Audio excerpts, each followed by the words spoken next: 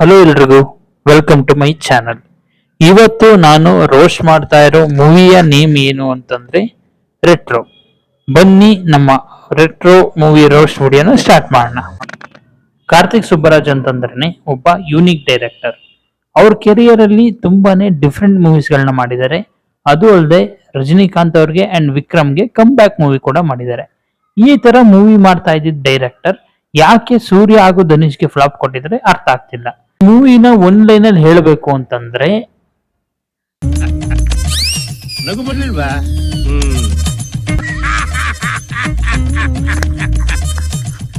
ನಗು ಬರ್ಲಿಲ್ವಾ? ಪರವಾಗಿಲ್ಲ ಬಿಡಿ. ಐನೋರೆ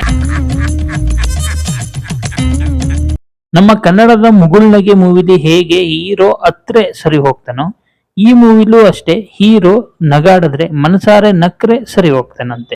ಹೀರೋ ಮುಖದಲ್ಲಿ ನಗು ಬಂತು ಬಿಡ್ತೋ ಗೊತ್ತಿಲ್ಲ, ಆದ್ರೆ ಈ ಮೂವಿನ ಥಿಯೇಟರ್ ನೋಡೋ ಟೈಮಲ್ಲಂತೂ ಆಡಿಯನ್ಸ್ ಕಣ್ಣಲ್ಲಿ ಗಳಗಲ ಅಂತ ಕಣ್ಣೀರ್ ಬಂತು. ಇಂಥ ಕಿತ್ತೋಗಿರೋ ಪಿಕ್ಚರ್ ನೋಡ್ತಿದೀವಲ್ಲ ಅಂತ.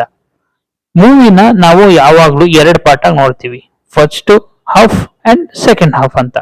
ಈ ಮೂವಿಯ ಫಸ್ಟ್ ಹಾಫ್ ಬಂದ್ರೆ it was a very nice. ನಾನೇನು ಇದೇ ಸೂರ್ಯ ಅವ್ರ ಕಮ್ ಬ್ಯಾಕ್ ಮೂವಿ ಆಯ್ತು ಅಂತ ಫುಲ್ಲು ಖುಷಿಯಾಗಿದ್ದೆ.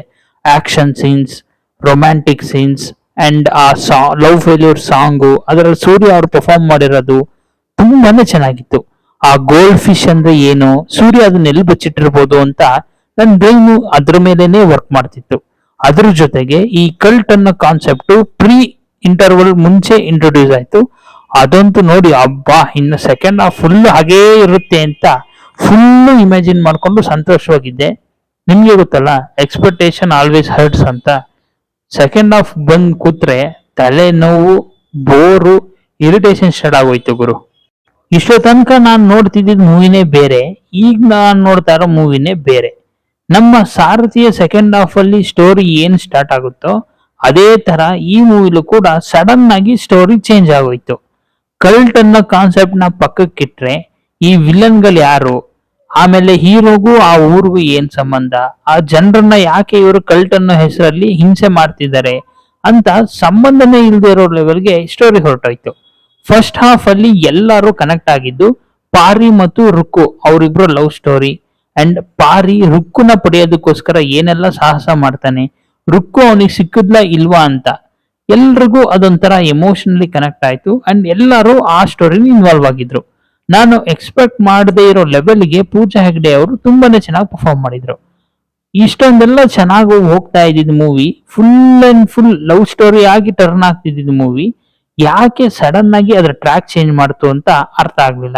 ಮೇ ಬಿ ಈ ಮೂವಿ ಫ್ಲಾಪ್ ಆಗೋದಕ್ಕೆ ಅದು one of the main reason ಅಂತ ನಾನು ಹೇಳ್ತೀನಿ. ಬ್ಯಾಕ್ ಟು ಬ್ಯಾಕ್ ಫ್ಲಾಪ್ ಕೊಡ್ತಾ ಇರೋ ಸೂರ್ಯ ಅವ್ರಿಗೆ ಈ ಮೂವಿ ಹಿಟ್ ಆಗ್ಲೇಬೇಕು ಅನ್ನೋ ಒಂದು ಪ್ರೆಷರ್ ಇತ್ತು. ಟೈಮ್ ತಗೊಂಡು ಇನ್ನೂ ಒಂದು ಒಳ್ಳೆ ಮೂವಿ ಮಾಡ್ಬೋದಾಗಿತ್ತು. But he selected the bad script. ನಾವೇನು ಮಾಡಕ್ಕಾಗೋದಿಲ್ಲ ಬಿಡಿ. ಸೂರ್ಯನ ಹಾಗೆ ತೋರಿಸ್ತೀನಿ, ಸೂರ್ಯನ ಹೀಗ್ ತೋರಿಸ್ತೀನಿ ಅಂತೆಲ್ಲ ಹೇಳ್ಬಿಟ್ಟು ಈ ತರ ತೋರಿಸ್ತಾನೆ ಅಂತ ಯಾರು ಅನ್ಕೊಂಡಿರ್ಲಿಲ್ಲ. ಬಟ್ ಪರ್ಸನಲ್ ಒಪಿನಿಯನ್ ಬಂದ್ರೆ ಕೆಲವರು ಈ ಮೂವಿ ಇಷ್ಟ ಅಂತ ಹೇಳ್ತಾರೆ, ಕೆಲವರು ಚೆನ್ನಾಗಿದೆ ಅಂತ ಹೇಳ್ತಾರೆ, ಕೆಲವರು ಚೂರು ಚೆನ್ನಾಗಿಲ್ಲ ಅಂತ ಹೇಳ್ತಾರೆ. ನಾನು ಮತ್ತೆ ಹೇಳ್ತಾ ಇದ್ದೀನಿ, ನಾನು ಈ ವಿಡಿಯೋದಲ್ಲಿ ಹೇಳ್ತಿರೋ ಅಷ್ಟೂ ಸೆಂಟೆನ್ಸ್ ನನ್ನ ಓನ್ ಒಪಿನಿಯನ್, ಅದೇ ನಿಜ ಆಗಿರ್ಬೇಕು ಅಂತ ಅಲ್ಲ. ನಿಮಗೆ ಏನ್ ಅನ್ನಿಸ್ತು ಅದನ್ನ ನೀವು ಕಮೆಂಟ್ ಮಾಡಬಹುದು. ಈ ಮೂವಿ ಯಾವ ಫ್ಲಾಪ್ ಆಯ್ತು ಬನ್ನಿ ಅನಾಲಿಸಿಸ್ ಮಾಡೋಣ. ರೀಸನ್ ನಂಬರ್ 1, ಸೂರ್ಯ ಅವರು ಮೂವಿ ಮಾಡ್ತಿದ್ದಾರೆ ಅಂತಂದ್ರೆ ಎಕ್ಸ್ಪೆಕ್ಟೇಷನ್ ತುಂಬಾ ಹೈ ಆಗಿರುತ್ತೆ. ಬಟ್ ಈ ಮೂವಿಯ ಸ್ಕ್ರಿಪ್ಟ್ ತುಂಬಾನೇ ಪೂರ್ ಆಗಿತ್ತು.